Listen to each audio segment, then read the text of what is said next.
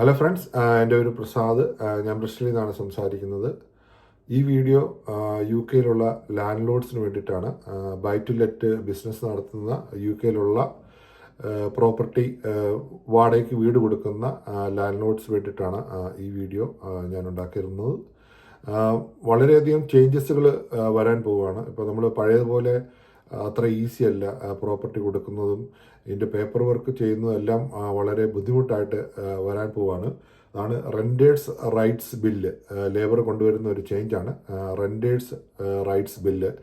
അത് ഈ സമ്മറിൽ ഇറങ്ങുമെന്ന് പറഞ്ഞു. സമ്മർ മിക്കവാറും മാർച്ച് എൻഡ് അല്ലെങ്കിൽ ഏപ്രിൽ ആദ്യമായിട്ട് ഇതിറങ്ങും. അതിൻ്റെ ഒരു മെയിൻ ഹൈലൈറ്റ് എന്ന് പറഞ്ഞു കഴിഞ്ഞാൽ സെക്ഷൻ 21 അബോളിഷ് ചെയ്യുകയാണ്. നേരത്തെ നമുക്ക് ടെനൻസ് താമസിച്ചുകൊണ്ടിരിക്കുമ്പോൾ നമുക്കൊരു നോട്ടീസ് കൊടുക്കുമായിരുന്നു. ഫിക്സ്ഡ് ടേം ടെനൻസി കഴിയുമ്പോൾ അല്ലെങ്കിൽ അതിൻ്റെ ഇടയിൽ നമ്മൾ സെക്ഷൻ 21 നോട്ടീസ് കൊടുക്കുമായിരുന്നു.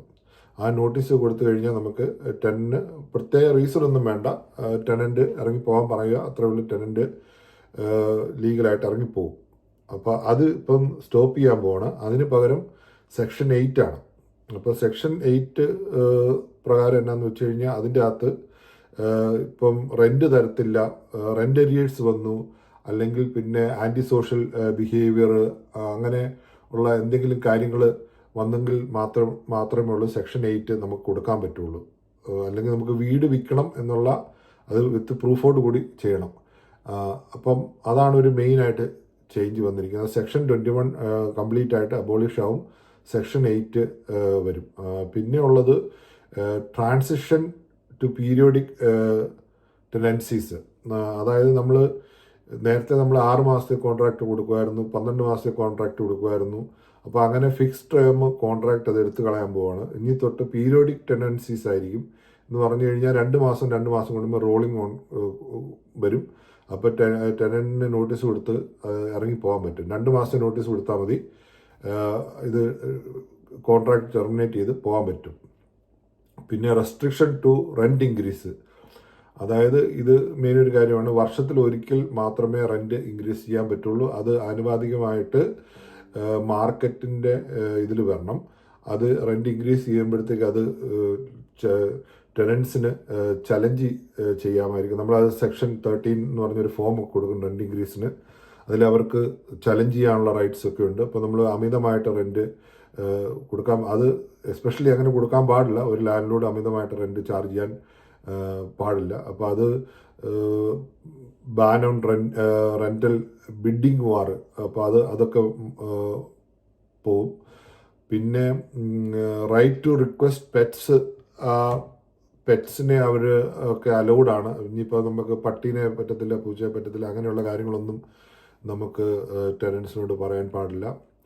അങ്ങനെ ഈ റെൻറ്റേഴ്സ് റൈറ്റ്സ് ബില്ല് അത് ഇൻട്രൊഡ്യൂസ് ചെയ്യാൻ പറഞ്ഞു. റെൻറ്റേഴ്സ് റൈറ്റ്സ് എന്ന് പറഞ്ഞു കഴിഞ്ഞാൽ ആ ബില്ലിൻ്റെ പേര് കേൾക്കുമ്പോൾ തന്നെ അറിയാം, റെൻറ്റേഴ്സിൻ്റെ റൈറ്റ്സ് ആണ്, ലാൻഡ് ലോഡ്സിൻ്റെ റൈറ്റ്സ് അല്ല.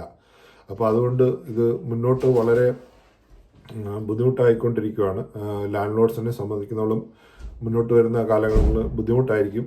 അപ്പോൾ അങ്ങനെയുള്ള സാഹചര്യത്തിൽ നമ്മൾ മലയാളികൾ പ്രത്യേകം ശ്രദ്ധിക്കണം. ഞാനിപ്പോൾ പല ലാൻഡ് ലോഡ്സിന് കണ്ടത് അവർ ഇത് ഫ്രണ്ടാണ് എന്നൊക്കെ പറഞ്ഞ് നമ്മൾ വീടൊക്കെ ചുമ്മാ ഒരു എഗ്രിമെൻ്റ്, ടെനൻസി എഗ്രിമെൻ്റ് പോലും ഇല്ലാതെ താമസിപ്പിക്കുകയാണ്, ഫ്രണ്ടാന്ന് പറഞ്ഞു.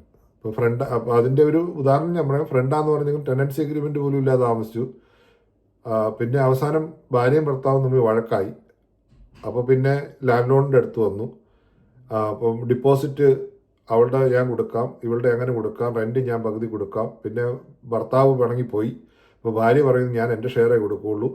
ഇങ്ങനെ ഒരു ലാൻഡ് ലോണിന് നമ്മൾ പ്രതീക്ഷിക്കാത്ത രീതിയിലുള്ള പല പല പ്രശ്നങ്ങളും ഉണ്ടാവും. ഇപ്പോൾ ഷെയറിംഗ് ഫാമിലി വന്നു, അവർ തമ്മിൽ വഴക്കായി. അപ്പം ഈ പേപ്പർ വർക്ക് എന്നൊക്കെ പറയുന്നത് വളരെ ഇമ്പോർട്ടൻ്റ് ആയിട്ടുള്ള കാര്യമാണ്.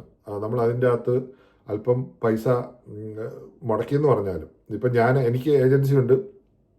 യു കെയിലുള്ള ഏത് ലാൻഡ് ലോഡ്സിനും നമ്മൾക്ക് പേപ്പർ വർക്ക് ചെയ്ത് കൊടുക്കുന്നതിന് യാതൊരു ബുദ്ധിമുട്ടുമില്ല. ഇപ്പോൾ ഈ റെൻറ്റേഴ്സ് റൈറ്റ്സ് ബില്ല് വരുന്നതോടുകൂടി പേപ്പർ വർക്ക് കംപ്ലീറ്റ് അല്ലെങ്കിൽ നിങ്ങളുടെ കാര്യം കട്ടപ്പുകയാണ്. അപ്പോൾ അതുകൊണ്ട് ഇപ്പോൾ എൻ്റെ സർവീസ് എടുക്കണമെന്നില്ല, നിങ്ങൾക്ക് പുറത്തായാലും സർവീസ് കിട്ടും. അത് എക്സ്പെൻസീവ് ആയിരിക്കും, എന്നിരുന്നാൽ തന്നെ നിങ്ങളത് ചെയ്യുക എന്നുള്ളതാണ്. പേപ്പർ വർക്ക് കംപ്ലീറ്റ് ആയിട്ടെങ്കിലും കൊടുത്ത് ടെനൻസിനെ പ്രോപ്പർട്ടിയിൽ താമസിപ്പിക്കുക. അതല്ലെങ്കിൽ നമുക്കെല്ലാം അറിയാം എന്നുള്ള രീതിയിൽ ഇരുന്ന് കഴിഞ്ഞു കഴിഞ്ഞാൽ നമുക്ക് പണി കിട്ടും. ഇത് തന്നെയായിരുന്നു എൻ്റെയും ധാരണ. ഒരു കാലഘട്ടത്തിൽ ഞാനും വിചാരിച്ചായിരുന്നു എനിക്കെല്ലാം അറിയാം, അതുകൊണ്ട് ഇത് കുഴപ്പമില്ല, എങ്ങനെയെങ്കിലും ചെയ്താൽ മതി എന്ന്. പക്ഷേ നമ്മൾ ഒരു പ്രാവശ്യം കോടതിയിൽ പോയി കഴിഞ്ഞപ്പോഴാണ് അറിഞ്ഞ് ഇന്ന പേപ്പർ വർക്ക് ഇല്ല. അപ്പോൾ അതുകൊണ്ടാണ് ഞാൻ ഈ ഏജൻസി തന്നെ തുടങ്ങിയത്. കാരണം എനിക്ക് പ്രോപ്പർട്ടീസ് ഉണ്ട് കുറച്ച്. അപ്പം നമ്മളിത് വഴിയാകുമ്പോൾ അപ്ഡേറ്റഡ് ആയിരിക്കും. പുതിയ പുതിയ ഈവൻ എഗ്രിമെൻ്റ് തന്നെ മാറിക്കൊണ്ടിരിക്കുകയാണ്.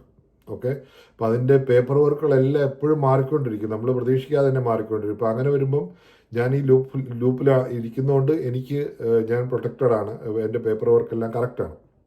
അപ്പോൾ നിങ്ങൾക്ക് ഈ പറയുന്ന UK എവിടെയെങ്കിലും ഉള്ളവരാണ് നിങ്ങൾ എങ്കിൽ നിങ്ങളുടെ പേപ്പർ വർക്ക് ചെയ്യാൻ എനിക്ക് ഓൺലൈനിൽ ചെയ്യാൻ പറ്റുന്നതാണ്. നിങ്ങൾ എന്നെ കോൺടാക്ട് ചെയ്ത് കഴിഞ്ഞാൽ ഡിസ്കൗണ്ട് റേറ്റിൽ ചെയ്തു തരാവുന്നതാണ് കേട്ടോ. അപ്പോൾ ഇത്രയും പറഞ്ഞുകൊണ്ട് നിർത്തുന്നു. താങ്ക്